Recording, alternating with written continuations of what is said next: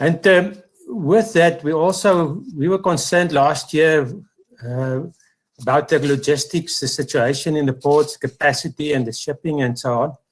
And Mitchell put in a lot of work. So Mitchell is going to update us on logistics, the capacity activities in the ports, and also on shipping. Mitchell is our industry affairs manager, he's our logistics development manager at CGA. And Mitchell is very well known to all of us. He always takes part in our physical workshops, and he will keep us busy for the next half an hour or so. Thank you, Mitchell. Thank you very much, Hannes, and good morning to everybody. It's very nice to be here today. We know that you guys, particularly up in the north, have come through a very wet period. We hope that it hasn't caused too much damage on your crops, and we're still going to see a formidable export crop for the coming season. Just before I begin, we are sitting now at the end of January, and unforeseen by a lot of us, we are sitting in a similar sort of circumstances what we found ourselves in around March last year, end of March, when we entered into the COVID period.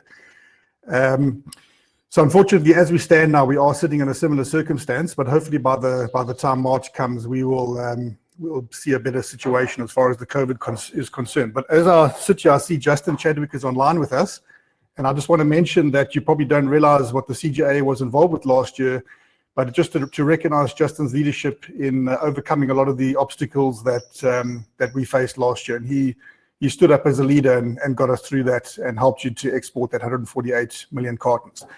So if I can just ask Eugene to share my presentation, and then we'll go through it. There's quite a comprehensive list of information to share with you.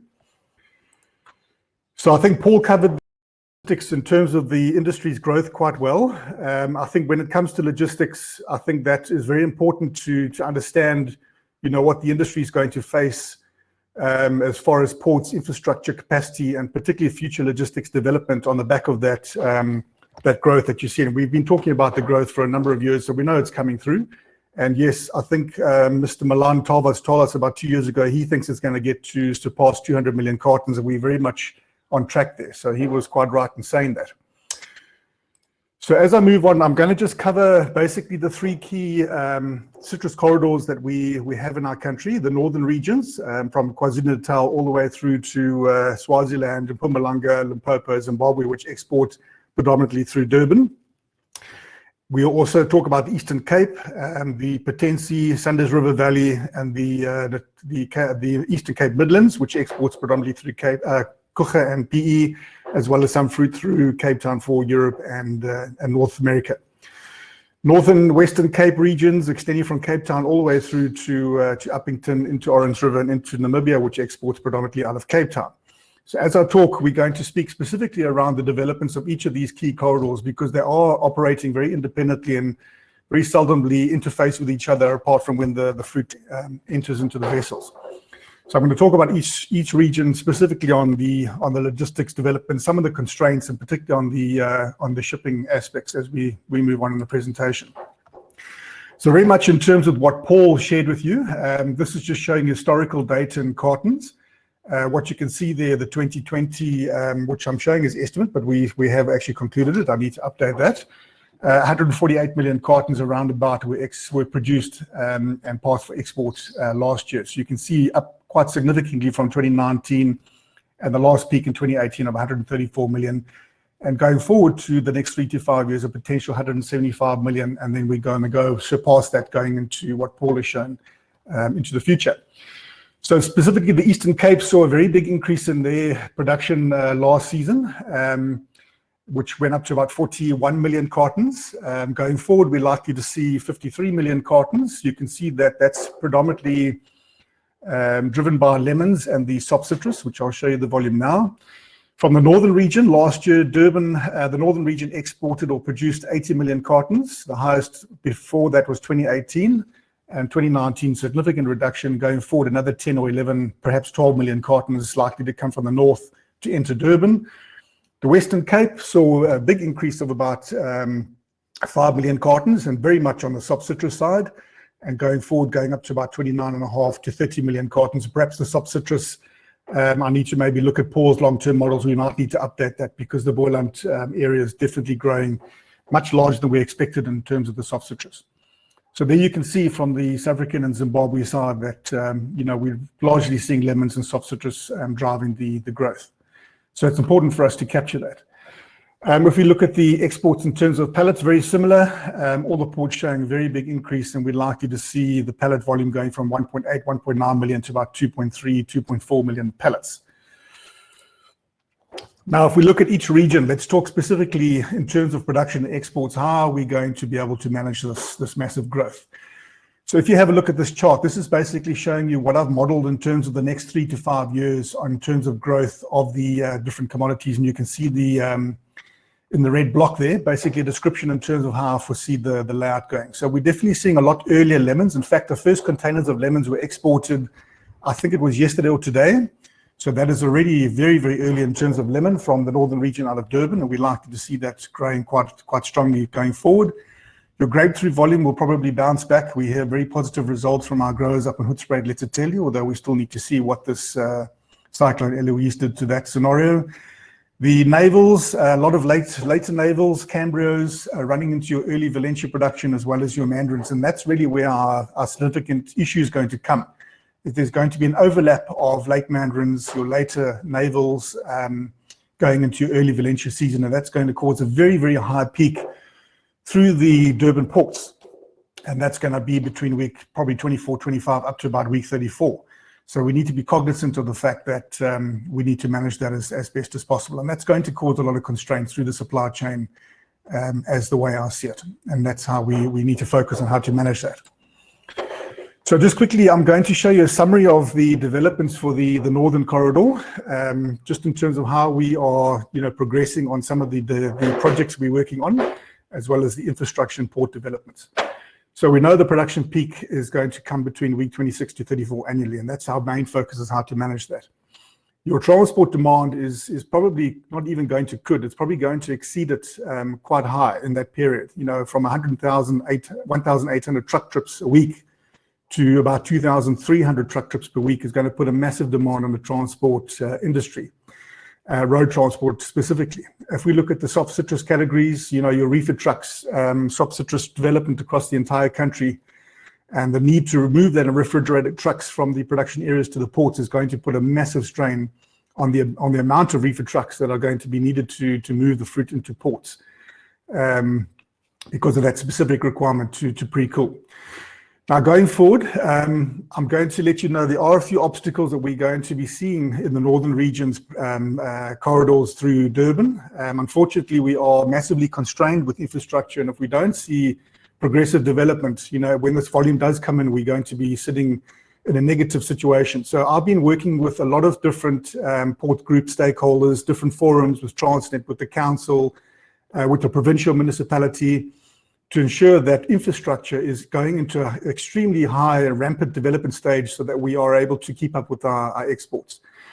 So I can let you know that coming into Durban, the major arterial roads from the N3, I came through the N3 towards the end of last year. I went up to Hoedspruit and Leidenburg to go and speak to some of the farmers, and I can see that the N3 is under extensive road upgrades at the moment, making that a 3-way carriageway both directions. So there's a good couple of years of that going to come through. The N2, M7 Bayhead Road is also a major concern for us. That's the major arterial roads coming into the port. All of the intersections are going to be upgraded. As you come into Durban, that EB Kluter, what we call Spaghetti Junction, is going to be upgraded.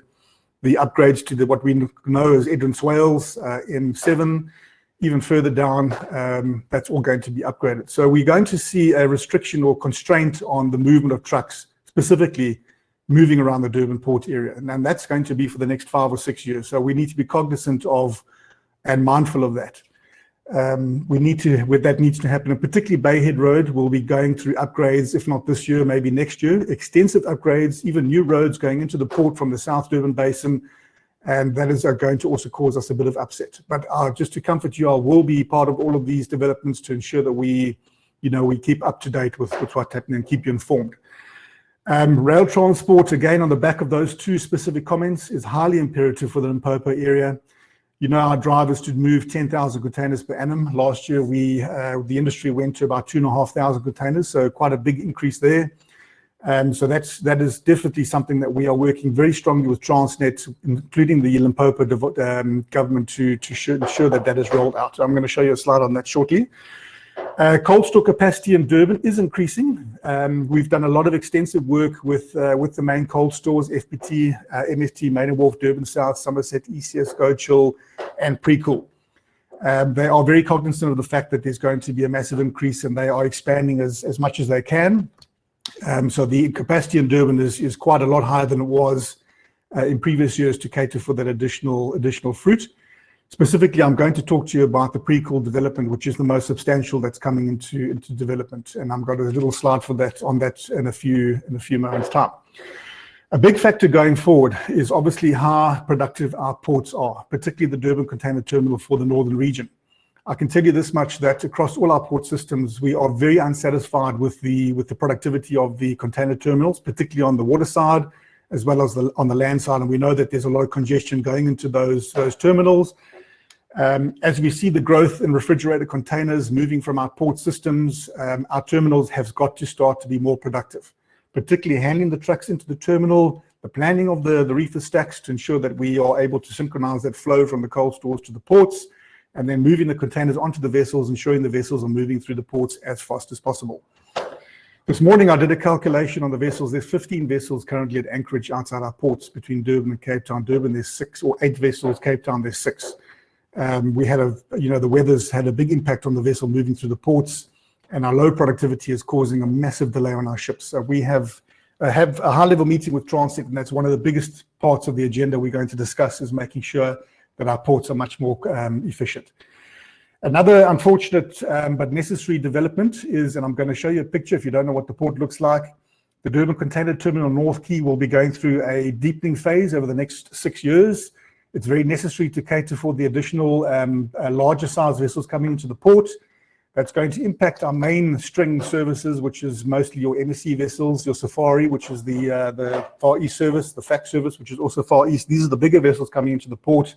They're going to need to move to other parts of the port, and then those vessels will need to move as well, which at this point in time, the proposal is to move it down to the point area, which raises much concern. Again, I'm on all of these working groups, so we will make sure that we are at the front line of ensuring that whatever happens, it's not going to impact your exports. One of the things we saw this past season in 2020 was how well the specialized reefer ships moved between Durban, PE, and Cape Town, particularly into Russia, into Europe, into Japan and China. What I would like to encourage this industry is to consider very, very seriously continuing with this mode of operation of moving of fruit into the markets, because it moves very, very efficiently, not subjected to obviously the terminal constraints of the Durban Container Terminal, as well as obviously offsetting the massive constraints we're likely to see on the container side going from Durban in particular. We're also going to see quite a big increase in cold treatment shipments going forward. Japan, South Korea, China, USA coming in, even in the northern region at some point, the Philippines, which has been given access. We're likely to see the cold treatment shipments, in particular on the container side, going to double in the very near future, and that we need to be ensured that we are able to manage that from the department's inspection point of view, from infrastructure point of view, as well as from a shipping point of view. I'm going to show you a slide on that now as well. So going forward, port developments that we are, gearing for Durban is the Durban Container Terminal has introduced a truck booking system from last year. There are a lot of constraints around the truck booking system, but unfortunately it's a necessary nuisance, so we can try and eliminate that congestion going into the port. As we move forward into the coming season, I'll have dialogue with the people who've developed that to ensure that we have a specifically reefer truck booking system for our industry on the back of the general cargo, so we can have a distinct system for the management of citrus out the port. In Durban, a very exciting development is looking at introduction of a barge network, and I'm going to show you that in a few moments as well, and that could have a very big impact on the MFT and FPT facilities that are on the quay sides. Going forward, the port decongestion infrastructure framework. I sit on the port decongestion framework. myself, Hussein from FPT, Case from APLR, and Palo from FPT as well. We sit with the port. All of the people that are involved with the port infrastructure development. We are driving decongestion initiatives and infrastructure development, and that's what you see now with the upgrades of roads and the Bayhead Road and truck booking systems and barge networks and rail infrastructure. We are the ones that are driving this to ensure that your citrus containers and fruit is moving out the ports as efficiently as possible. As I say, we're going to be looking at a good 5-year to 6-year plan, so that by the time, as Paul's predicted, 2026, when you get to that 200 million cartons, the port, particularly in Durban, is going to be able to manage that. So rest assured, we are partnering to manage that aspect of your business, and we're doing quite well in that front as well. Again, short distance rail. We know the long distance rail from Limpopo down to Durban is on go. We're also looking at short distance between Cato Ridge and Hammersdale, aligned to Precool and other developments which might come in, handling citrus containers from that area down to port, and that's also a large part of our framework. But there is a presentation on that shortly. So this is just an overview of the strategy for the rail development. So we know that the key sites of Messina, Zanin, Bella, Nelspruit. What's not included here is Hoedspruit. There is a very big possibility for inclusion of Hoedspruit into its own autonomous rail network from there down to Durban. The City Deep Tambo Springs project, as I said, I drove through Joburg end of last year. I did see some development going on there, but not as fast as what I had thought. So that's probably still a little bit away into the future. But definitely the projects are moving ahead, not as fast as I'd like, but they're moving at pace. And going into the future, most definitely 16 reefer train sets. We're sitting, I think at the moment, with about 6. So 16 reefer train sets to these key sites to move 10,000 containers is where we feel we need to be going into the future.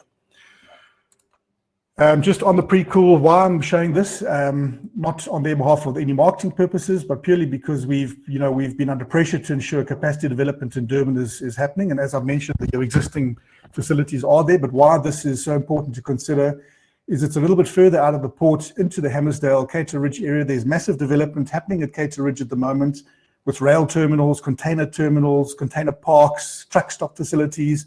All of that is currently in phase of being developed. And that's going to be highly conducive for your truck turnaround to this specific spot. So there's going to be rail and road networks between the port into Hammersdale and Cato Ridge. And what makes this so very unique is that the shipping line, which is built as cold store, is aligned with your big importers of clothing, Pepkor, Mr. Price, and Ackermans, who are going to bring in clothing in from the Far East in refrigerated containers, which will be road hauled or railed up to that Cato Ridge area. Those containers will then be able to be discharged, cleaned, and used for fruit from the Precool facility and any other facility that will be built in there in the future, and rail road hauled back to Durban. So there won't be any cross-hauling of containers. It's literally within a kilometer or 2 kilometer precinct that these containers will be able to move through. And the rail facility is also very close, which will come online hopefully in the near future. Truck stop facilities, so any truck which is coming into the area will be able to park, go and offload, and then we're also looking to align any truck coming into the facility to run any cargo coming from that facility back to the inland, so trucks don't have to go down to Durban to go and offload or load. There's a project to look at synchronizing transport with transporters to get the turnaround of the trucks a lot more efficient. So a very exciting project that I've been involved with there, and we'll see, I see Carlos from Precool is online today. The facility will be handed over and online by, I guess, February or March this year.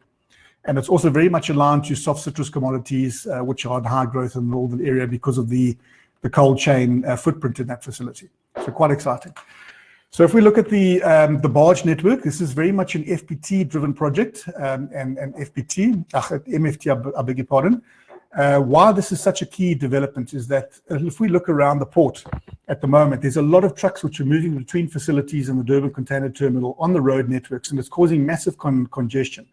So if a barge network, which is typically just a ship, a very much smaller ship, which is geared itself and it's able to power containers, you can move containers between these port facilities without having to move them on the road. The barge network itself can move containers between these facilities and not have to be used on road. And that will give much improved efficiency for MFT, FPT in the Bayhead area.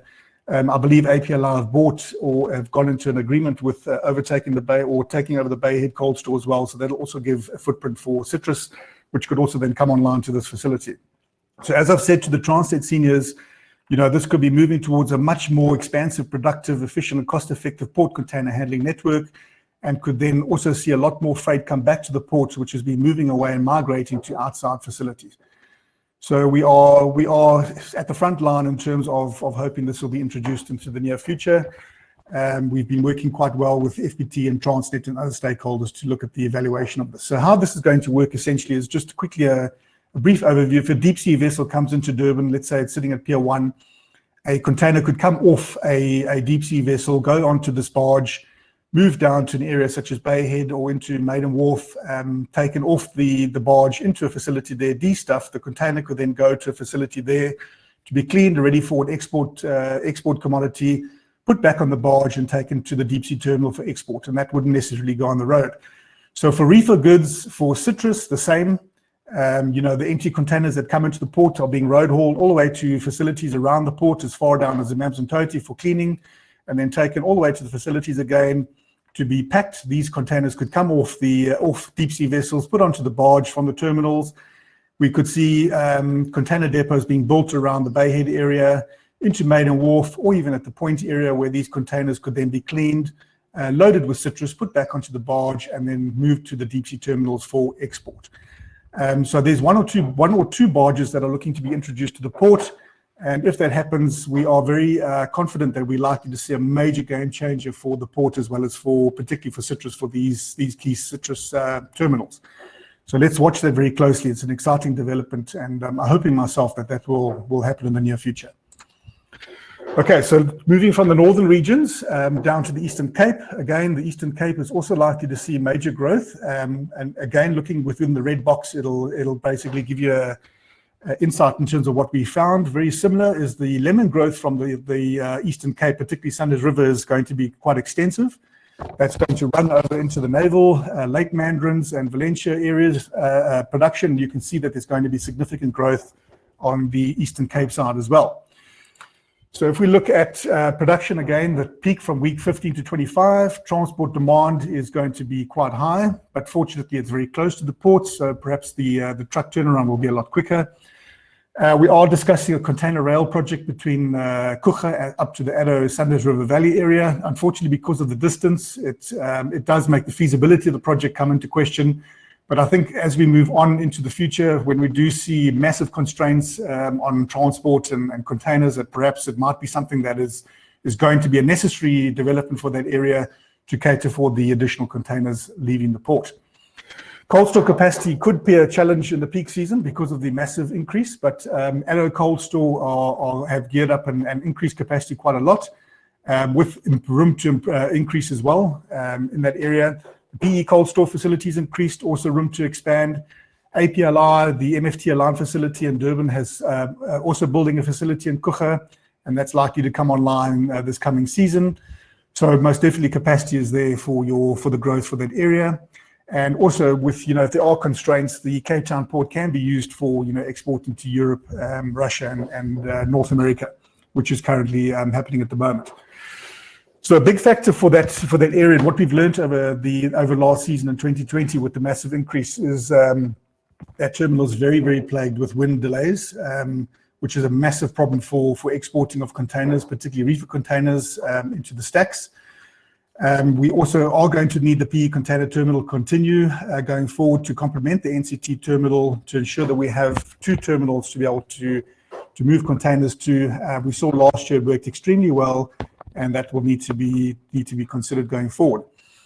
We are going to continue with all the developments that we've had with Wandisa, Dawn, Alvin, and the terminals on terms of the engagements via WhatsApp and those groups that we had last year. We'll continue that with this year and make sure we see a successful season going forward as we did last year, because last year I believe the exports out of those terminals worked extremely well. If we look at the DCT North Quay deepening project, if we're likely to see a delay on vessels in Durban, that could potentially spill over to the Eastern Cape, particularly on your mainstream vessels which are moving between the terminals. We need to watch that very closely. Could have a detrimental impact on not only the Eastern Cape, but the Western Cape as well. But as I said, we will watch that. We are busy developing very close information packs on ports, so we can watch what's happening there very closely and see if there's going to be an impact. But again, looking at the services, specialized reefer services going into Europe, Russia, I would also consider what I'd like to advise the exporters and producers in the area to look at that going forward. So the Western Cape, very similar picture there on the projections, very much a much higher soft citrus growth in that area, particularly on your late mandarins, late navels, and as well as a bit of lemons going into Valencias, and we're also going to see quite a big peak in the production of citrus going forward. And as I said, I think we're underestimating the late mandarin production from the Western Cape. We need to look at that a bit closer going forward. So again, very similar thing. You know, obviously the truck demands could go quite high, from 550 trucks per week going up to 850, and possibly even higher. Even the reefer trucks in that area are going to be under massive demand. I don't believe cold store capacity is a massive challenge in the Western Cape. We do see, and we're doing a lot of stats for the deciduous exports, and the exports of deciduous is very high in that region, with obviously massive cold store infrastructure aligned to that. So we could potentially see cold store capacity, and there has been a lot of developments in the Western Cape of recent times. So we don't see a massive challenge in that regard, but we will obviously watch it. A big factor again is watching the container terminal, which wind delays, wind surging, all that sort of stuff is having a massive impact on the Cape Town container terminal. We've seen it right through the Christmas period. Now we've been watching it quite closely, and it's had quite a lot of impact on the deciduous exports into Europe in particular. So we are working with Transnet in terms of the wind delays, particularly at the Cape Town container terminal, looking at equipment, all those sort of things there, making sure that terminal works as efficiently as possible. What we also see is the Cape Town multi-purpose terminal, which handles mostly your Amex service, which is your key North American service. They are having a massively challenging time with regards to equipment. So we're going to put Transnet under a lot of pressure to replace a lot of that aging equipment in that terminal to ensure it works efficiently. And also just to mention, we need to watch that DCT North Key deepening project having an impact on vessels which may be delayed through our port system. Again, you know, the specialized reefer shipments, big increase last year to North America. And again, looking at perhaps going into Europe and Russia from Cape Town as well, if we consider the constraints. So that's just an overview of each of the corridor networks. And now I'm going to just give you some of the developments that we're going to see apart from that going forward. If we look at the projected export volume of reefer containers, it's very small in writing, but if you look at the bottom right-hand corner, what it does indicate to us is that we're likely to see a growth rate from last year, 83,500 containers being used to move the citrus alone out of the country. You can look at the figures between the ports. We're likely to see that going up to about 107,000 containers very, very shortly. So that tells us we're going to have a lot of pressure through our port and port container terminal systems in terms of being able to manage that influx of reefer containers. As I mentioned on the cold treatment reefer containers, we're likely to see a doubling of that going forward in terms of the projections. If we see any substantial movement to the United States from the northern areas, if Japan and South Korea get back to the levels that we've seen in the previous years, if we see more growth into Japan from on the container side, we're seeing Philippines come into the mix, massive growth into China. Yes, we are likely to see quite a substantial increase in container footprint out of the ports, and in particular to Durban. So we are very cognizant of that, and we've got a plan to watch this and work out how we're going to make sure that happens as efficiently as possible. Right, so quickly, we presented a strategy summary to our CJ board at the end of last year, and I'm just going to quickly go through what we've agreed there as part of the board and the CJ in terms of what we're going to focus on logistics as we go forward, because I think we've realized two key things is market access, market retention, market growth. Logistics is going to be probably your second biggest development within the CJ, within the industry, to align it to that growth. If we don't get it right, getting to 200 million cartons is going to be a very, very difficult thing. So in terms of information, we have an increased information focus at the CJ in terms of collection of key information and distribution. On production and export, specifically looking at the logistics chain, we're going to tie into PPCB, AgriHub, and Fight Clean, eCert in terms of being able to try and get live data so that as consignments are approved for export, we can see it and manage to see where that fruit is destined to go. If we see bottlenecks, we can then communicate that with the industry. We've already on the forefront of developing key ports productivity statistics, watching vessel schedules, We've aligned with a company called Linernet, who are busy rolling out information for the Cape Town port. This week, we are going to introduce the Eastern Cape and Durban ports, and we're going to roll that out to all in sundry who need to see it, and that'll give you very good insight in terms of how our ports are working, and that'll be disseminated every day. And for us, for now, we've had very good positive results from the FPEF members who are receiving those stats at the moment. So with Transnet, we know Transnet's a very key instrument in terms of the ability for exports to happen in our country, specifically the citrus and fruit side, within the Transnet port terminals, Transnet freight rail, and TMPA framework. We are developing a cargo connect system with Transnet port terminals, a truck booking system. We're driving equipment and port productivity. We're looking at the optimum reefer plug capacity of the terminals, the Durban Decongestion Initiative, the Barge Network, and rail development for Limpopo and Hammersdale and other areas. So within Transnet, we are developing a framework to ensure that the strategy that we put forward is going to be implemented as soon as possible, mainly on that front. Maputo Port, we've been asked to get involved with it again. We also do see an opportunity to move fruit out of Maputo. In shipping lines, we're going to evaluate reefer container supply during peak season, evaluation of reefer capacity on the vessels, and looking into the markets as well to make sure vessels are equipped to handle containers. Cold treatment shipments, we're obviously looking at the resource evaluation, infrastructure and equipment, and efficiency drivers for cold treatment shipments. And then obviously with the FMS implementation of our additional FMS measures to ensure that cold stores are equipped to handle the new measures for exporting of fruit into the EU area. So I think that's the conclusion of my presentation. I hope it's given you a really good insight in terms of what we are doing as a CJA to ensure that your fruit is exported to markets around the world as efficiently and as cost effectively as possible. I thank you very much. Thanks, Eugene.